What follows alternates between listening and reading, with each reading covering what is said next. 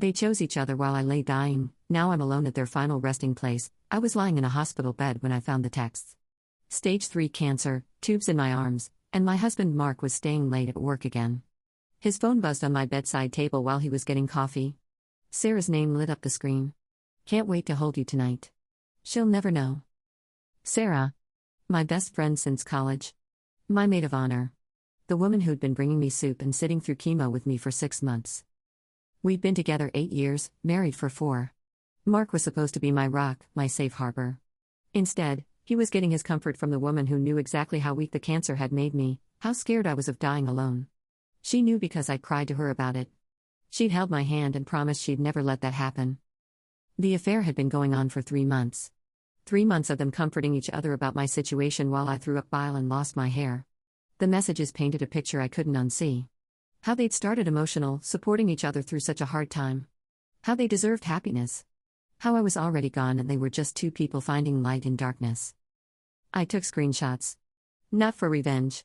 For proof that this was really happening. When Mark came back with coffee, I was staring at the ceiling. He k-dots my forehead like nothing had changed. Asked how I was feeling. Made small talk about the weather. Sarah visited that afternoon with homemade cookies, squeezing my hand while telling me how strong I was. They exchanged exactly one glance, but I caught it. Guilt and hunger and this sick kind of thrill. That night, I called my lawyer from the hospital bathroom. Updated my will.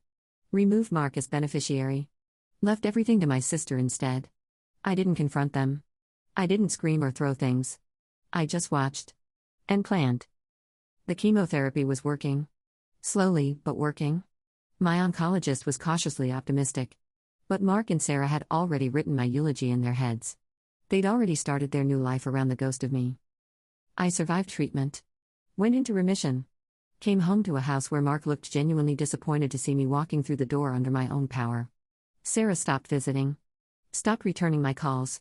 When I asked Mark about it, he said she was dealing with some personal stuff and needed space. I filed for divorce 2 weeks later.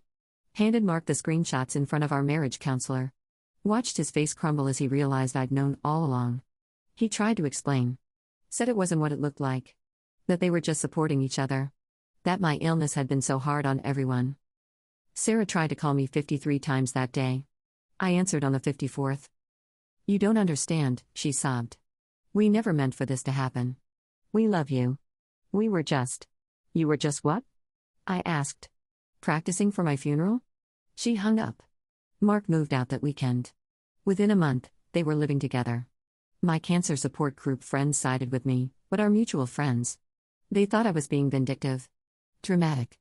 That maybe I should have been more understanding about how hard my illness was on everyone else. Mark and Sarah got married 18 months later. Small ceremony. They didn't invite me, obviously, but I heard about it through Facebook posts I wasn't supposed to see. Her dress was simple, ivory.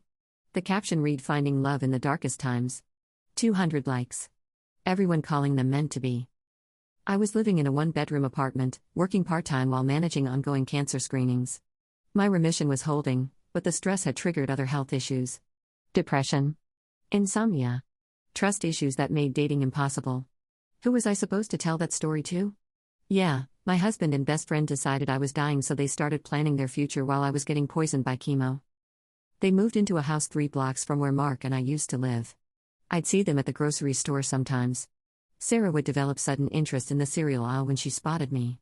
Mark would nod politely, like I was a distant acquaintance. Like we hadn't shared a bed for 8 years.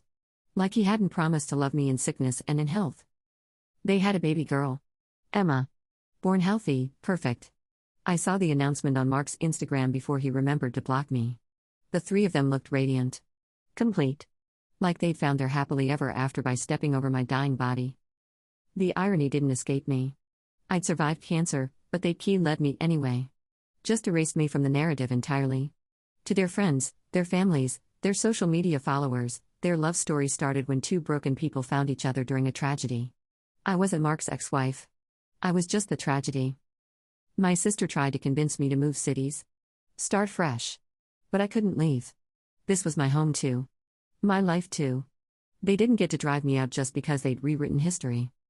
Then, 3 years after their wedding, the call came. Car accident. Icy roads. Neither of them survived. I didn't cry when I heard. I felt hollow. Not happy, not sad. Just empty. All that hate I'd been carrying around had nowhere to go anymore. I went to the funeral. Sat in the back. Watched their families grieve for this perfect love story. Watched their friends comfort each other about tragedy striking the happiest couple they knew.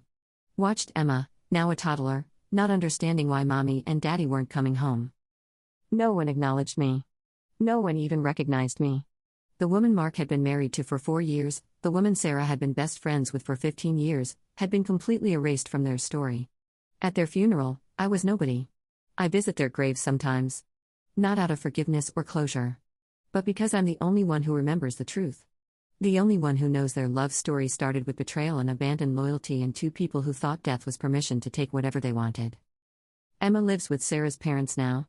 She'll grow up hearing about her parents' beautiful, tragic love story. She'll never know they built it on someone else's grave. Standing there at their headstone, I finally understood something I should have learned when I was dying. The people who abandon you in your darkest hour don't deserve your forgiveness just because they found each other in it. Some love stories aren't romantic. Some are just theft dressed up as destiny.